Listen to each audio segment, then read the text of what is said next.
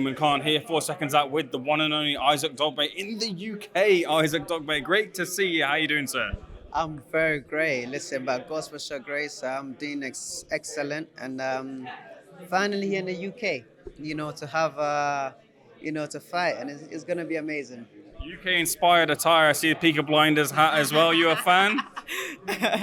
I love that show. However, that's not the reason why I'm wearing this. I've been a fan of, dressing like this for some time, and yeah, I mean, it comes with the weather.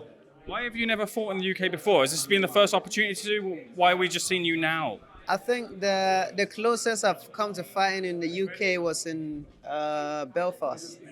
This was, the early on in my career, and then, when my career has been on the road. So, it's just one of those things where it was just unfortunate. I mean, I wouldn't say unfortunate, but it just wasn't the right time.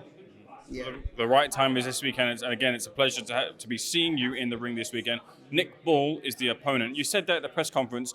Didn't know too much about Nick Ball when he was put to you. Have you done your research on him? What's the tape? What's the scout report on him? What do you feel about him as a fighter? I think it's going to everything will unravel as the fight goes on. You can never tell. You can never tell from somebody's last fight. You know, obviously everybody wants to improve, and everyone constantly improves. And that's one thing I've come to realize that you can see the tapes. However, you can only recognize a few things that the person does well and the person does not do well. And we are counting on a few things, and most importantly, just adjusting as the fight goes on. One of the big things about him is his power, his relentlessness as well. Do you feel that's a style that you've had experience of? Someone who has power now, when you face them, it isn't as much of a factor because of what you bring to it, your experience there. You can nullify that. Listen.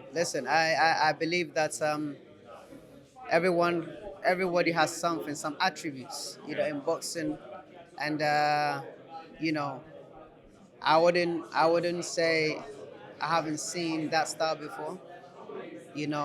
However, I just need to be in there to be switched on to bring my A game to the table on the night, and I know that by God's special grace, I'll be leaving the arena with victory.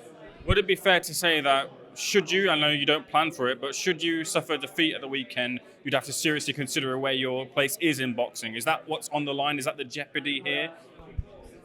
I'm not considering a loss Saturday night. Like I said, when God permits and my hand is raised on a night, it will be great. I mean, listen, being here alone is great, because I know what's about to happen here on Saturday night. I know that I'm going to be victorious by God's grace, and I know that it's going to be exciting because I'm here in the UK, fighting in the UK, fighting in a big arena as a AO arena. Never fought here before. We only watch it on TV, so it's going to be very exciting, and I'm looking forward to it. The division is very much thriving. Outside of yourself, who do you see as the number one fighter? Who's the rival that you want? I know this is an eliminator, but who do you want? Listen, like I said, I'm in the UK now, so all the big fights here in the UK, I welcome everybody. I know that there are serious fighters here. So I'm just looking forward to mixing up with all of them. Give me the names. Give you names? Listen, you know them, the tough ones. The tough ones. So I'm here. You're here indeed. Just get your thoughts on a couple of other things. First of all, your former opponent, Emmanuel Navarrete, is fighting this weekend. Do you feel it comes through with a victory, Emmanuel, in this fight? Well, listen, I think, yes. Yeah, I would say that. He's a great fighter. I think, and I think he's going to do well. He's looking to take on Shakur Stevenson in the future if Shakur comes through his fight at the weekend too. Do you feel that's a good fight? Who do you favour in that fight if Shakur and Emmanuel ever fought?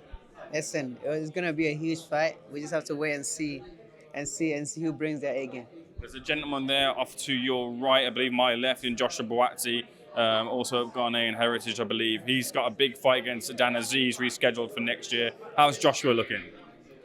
Listen, he's on fire at the minute. He's the type of guy that always take him. He's very meticulous when it comes to his craft. And listen, um, his family from day one. So he's a great fighter. I know that he's gonna do great. I know it's unfortunate the fight didn't pull through, but like I said, I said to him, now look, man, God has His own reasons for things happening the way. Sometimes we may plan for things to happen in the same way, and it may not go that way, because it just means that it's not the right time. I know that come next year, I think they just announced a fight. Yeah. I know. Listen, I know he's gonna get a victory over Dan Azeez. Dan is a great fighter, but I know that Josh has got that edge. That little bit of that oomph behind it. So yeah, I'm rooting for him still. Two fighters that have oomph, and that's a division as well that's thriving too. But there's a lot of talk about him, Dan Azeez, whoever against Anthony Yarde, which is a great fighting prospect. Brings a smile to your face. Fight you want to see? Yeah, of course. I mean, listen, when it makes business sense, I believe that it makes everybody happy. These are two talented fighters, and I mean, boxing is all about the best fighting the best. Just so that just move. We can just move on. That's just what it is. Sometimes everybody tries to. Some people would, you know, will avoid other people and stuff like that. And knowing him, he hasn't been the type of guy to avoid anyone. He's always, up for it. It's like, yeah, it's a fight game. This is our profession. You know what I mean? So when a fight comes, he takes it. And I think that, listen, right now in the UK, I don't see anyone. I don't see anyone beating him in the UK. Finally, before I bring it back to yourself, a lot of African fighters right now really taking their opportunities, like yourself. Francis Ngannou took a real opportunity there against Tyson Fury, and for a lot of people, he beat Tyson Fury. Did you watch it? Did he beat Tyson Fury? Did he beat Tyson Fury? Listen, it is what it is. That's all I can say. It is what it is, man. At the end of the day, yeah, it just happens. But right now, the most important thing, I'm focusing on the fight, and listen, this is where everything happened for me in the UK, and to be back again, it's amazing. Isaac, final word, what happens this Saturday night in your fight with Nick Ball? Victory. Isaac, real pleasure. Thanks for being Seconds Out, sir. All the best.